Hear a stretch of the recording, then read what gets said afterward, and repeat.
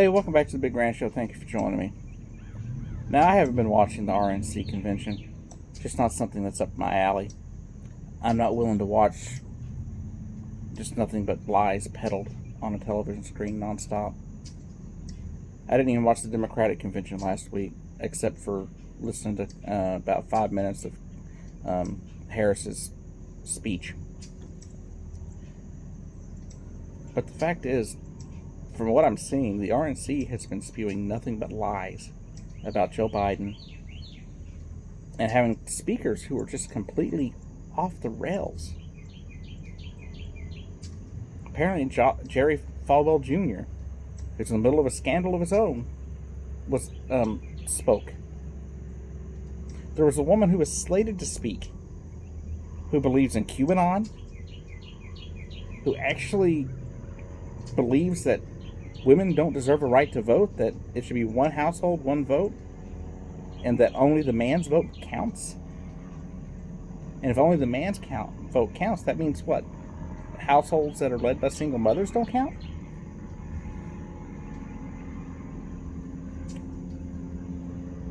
Another woman says that it'd be okay for the police to racially profile her biracial child.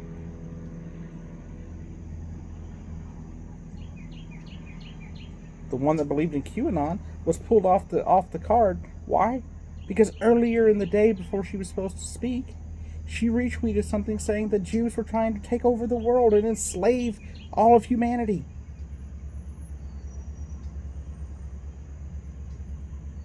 These are the crazy people that are speaking. Franklin Graham got up there and said that Melania is the best and the classiest first lady in the history of America. Folks, she did porn.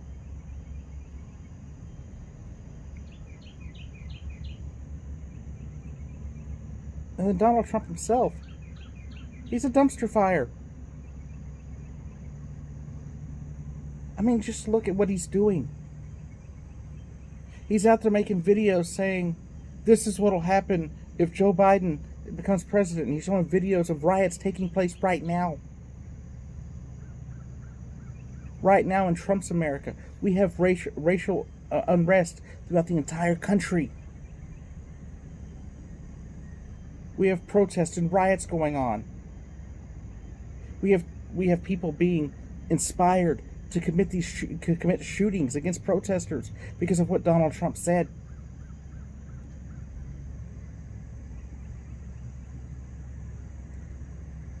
It doesn't make any sense now, does it? How much sense does it make? A president should be trying to unite the country, not tear it apart.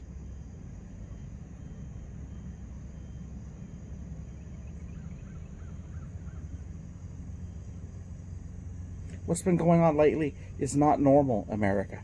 This is not the America I grew up in. This is not the America I know and love.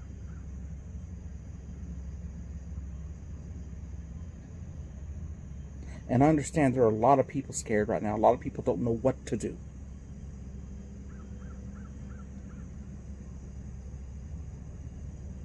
One, should you have to wake up and worry that when you get in your car, is this the last time I'm going to be alive? You know, am I going to get pulled over and shot?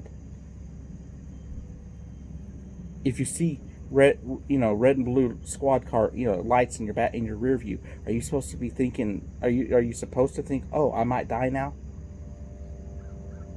No, you shouldn't have to live that way. I don't care what race you are. There is no excuse for people having to live in fear like that.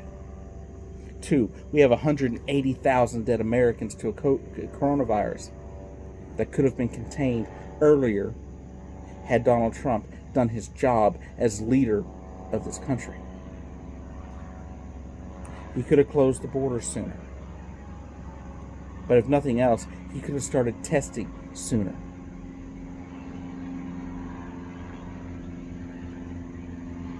It was roughly a month before we had a testing kit for the H1N1. back in 2009. But we didn't prevent it. We didn't prevent testing once we had one. We didn't have a president tell these agencies or these labs not to create H1N1 testing kits. Donald Trump called a lab and told them not to keep creating testing kits.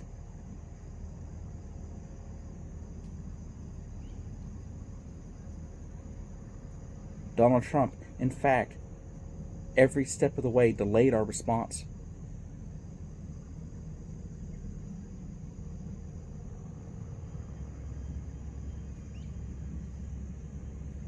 I could give him the first few, first 1,000, 15,000, maybe 30,000 cases, because he seemed to ignore the flu at that point. But I'm sorry, when we hit 50, 60, 70, 80, 100,000 deaths, and then he takes zero responsibility and says it is what it is, how is that okay? It's not. It's wrong. No American president would have ever done that, except Donald J. Trump. George W. wouldn't have done it. Clinton wouldn't have done it. Obama didn't do it. Bush Sr. wouldn't have done it. Reagan wouldn't have done that, although he did it with AIDS. But I don't think he would have done it over a pandemic that was affecting everybody. Although, I guess AIDS has become a pandemic affecting everybody now, which could have been lessened in the U.S. had we not had the policies coming out of Ronald Reagan's life. So maybe there is a president that would have done it. Maybe I'm wrong on that one. But most presidents of my lifetime would have never let this happen. We have the most deaths worldwide. Some of them will have huge infections, huge numbers of infections. Luckily, those numbers are starting to decline. But then we had Donald Trump turn the freaking CDC into a political arm of his propaganda machine. So now the CDC can't even be trusted.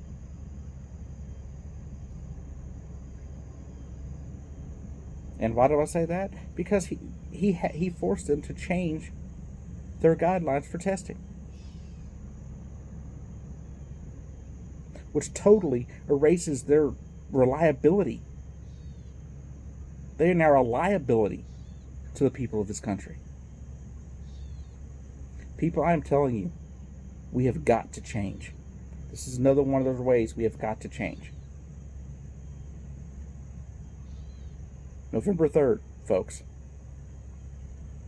November 3rd. Get out there and vote.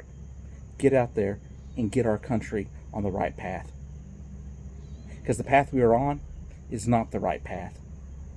Yes, I know a lot of you want to be virtuous and vote for your green parties or your other liberal parties, or stay home because you just don't feel that excited about Joe Biden. I can tell you right now, I may not like Joe Biden. I may not care for a lot of his policies. But any given day of the week, I would take Joe Biden over Donald Trump as President of the United States any time. I'm tired of it. I'm done playing nice. I am sick and tired of people acting as if I'm stupid, that that my opinion doesn't matter. But you know what? I'll tell you one thing. At least my opinion is based on fact. And the one thing that you will see in my videos is that I do my best to bring you facts. Fact-based analysis and opinions is what I try to do here at the Big Rant Show. Unfortunately, the man in charge of this country right now does not believe in facts. He doesn't believe in the truth. He's even admitted that he lies because it works. He has admitted that he lies because it gets him the votes he needs,